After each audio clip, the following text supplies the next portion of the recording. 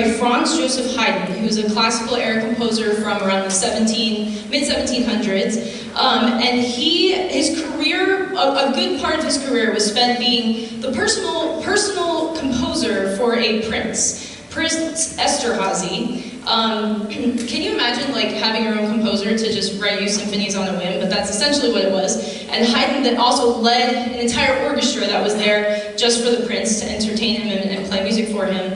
So essentially the whole orchestra and Haydn would go work at this, most of their families were in Vienna. They would go work at this remote castle where the prince lived for months on end and create music for him. This is why Haydn wrote over 100 symphonies, because he was just churning out new things all the time for this prince, and they would perform them for the prince.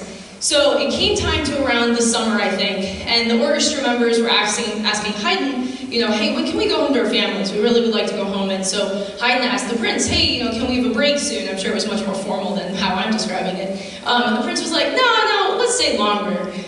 So then Haydn decided to make the next composition for the prince kind of have a hint. So as you can see, like the finale that Will conducted was, you know, a typical finale to a symphony is very big, very bombastic, very ha-ha. So this finale to symphony number, I'm blanking, it's the number 45. Symphony number 45. It starts off like you would expect a symphony to end. Very big and loud and strong and exciting. And then all of a sudden it changes to be what we say adagio, which is very slow. Very uncharacteristic for the ending of a symphony. And then Haydn gets creative. He had a very good sense of humor. He started to essentially end some musicians' parts early and wrote in the music to leave the stage.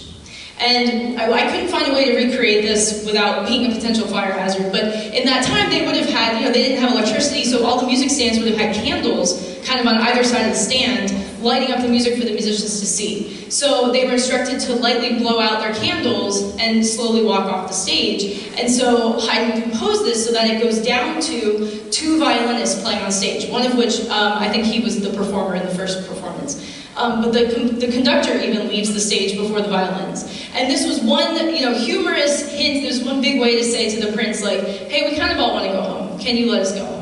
And apparently the prince, the day after, he got the hint and he said, okay, everyone, go home for some summer break, see your family, have a nice time. So over time, the reason I didn't know the number of the symphony is because people just call it the Farewell Symphony.